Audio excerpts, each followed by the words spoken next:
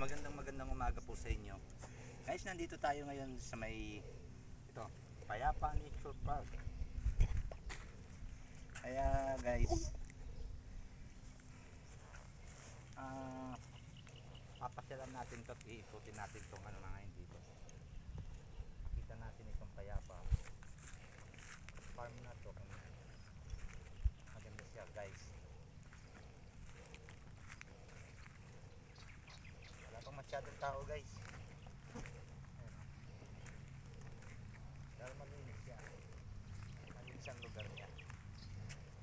Pag-picnic niya talaga ito kayo. Pang ano, pag gabi. Yan, ganyan.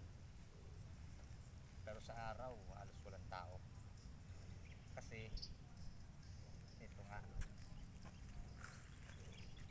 Puro, marami silang talim dito. Puro mga gulay. Yan. Pero sa paligiran niya guys, puro bundok. Ayan, ang kikita niya. Pataas, ang lalawak ng lupain dito. Ayan o. Kahit hanggang doon pa, ang lawak niya. Sayang lang, wala kaming lupa dito. Wala eh. Mahirap lang. Guys, dito tayo banda.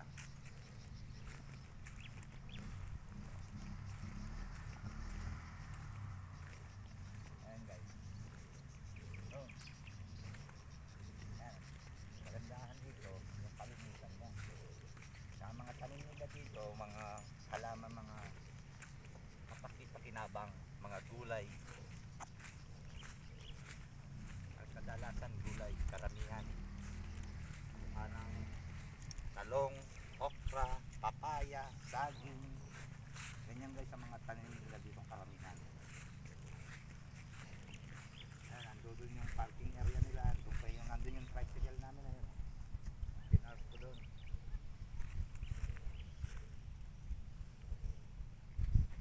Tapos ayun yung ano nila, entrance fee nila dito.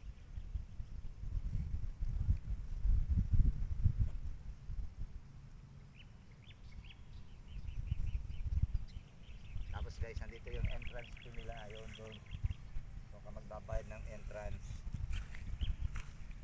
Tapos ayun yung parkingan nila doon.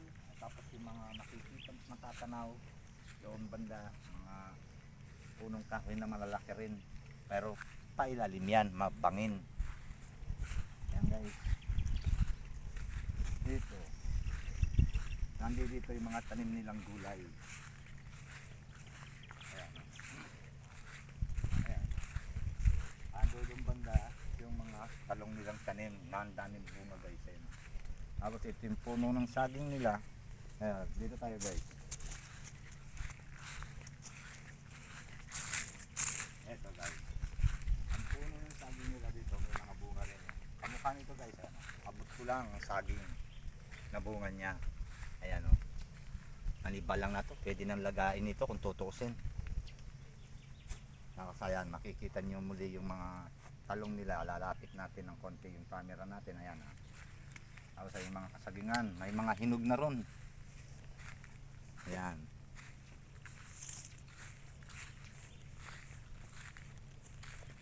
Ang dami niyan guys. Halos lahat may mga bunga. Tignan nyo guys, ito. Tignan nyo, ayan o. Ang dami mga bunga guys. Halos lahat ng mga puno. Ayan o. Ang dami o. Diba? Sarap gulayan dahil sariwa. Ewan ko lang kung magbebenta sila niyan. O, ito rin pang isang puno na to. May bunga rin o. Ayan o. Ayan. Ang bababaw lang ng mga ano nila dito. Dito tayo guys. Pakita ko sa inyo yung hinog. Hinog na bunga ng saging guys.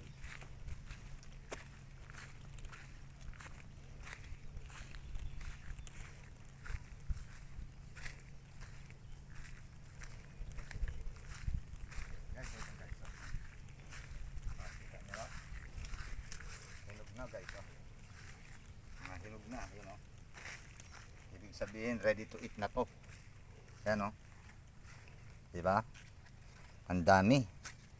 Hindi lang to dito, kahit sa iba pang puno guys. Ayan, kahit doon pa banda, marami pa doon. Ayun pa yung mga hinog doon. Tapos mga okra yung nando doon. Ay, ito pa ang saging na ano, ang daming bunga. Ito guys. Oh. Yan, mga manibalang na, oh, maghihinog na, naninilaw-nilaw na rin. Ayan. Kaya ang ganda. Yung mga tanim nila dito, puro mga kapakita kinabang. Tapos dito banda naman, mga okra. Tapos ito pa, nakita ko yung bunga ng saging.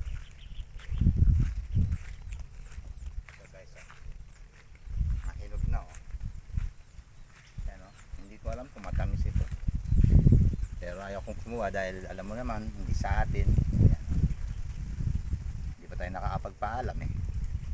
Tapos guys, ayan yung mga tanim nilang okra. Ang dami rin mga bunga guys. Ayun oh. Dami mga bunga ng okra nila. Kaya lang maliliit pa. Mga bagong pitas. Tapos ayan doon sa kabila din. Ayan oh.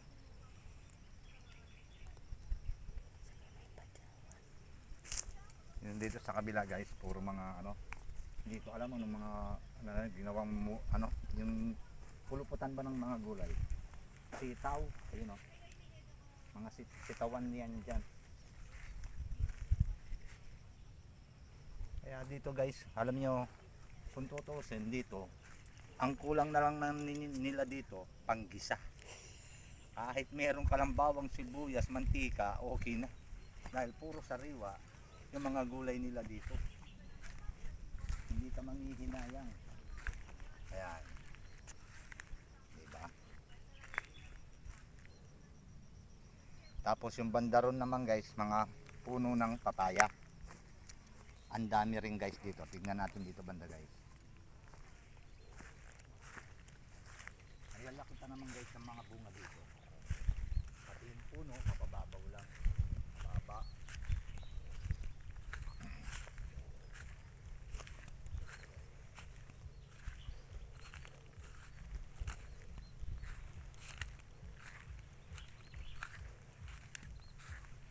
Dami nilang tanim dito guys.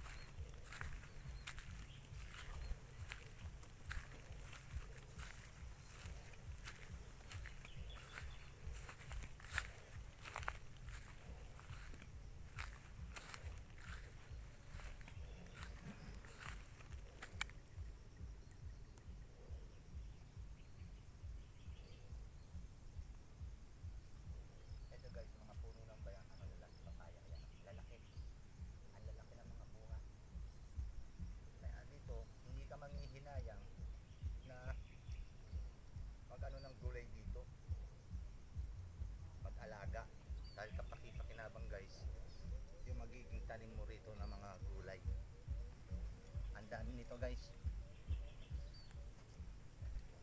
Sige guys, total nakita nyo na ang mga tanim dito sa may Payapa Farm.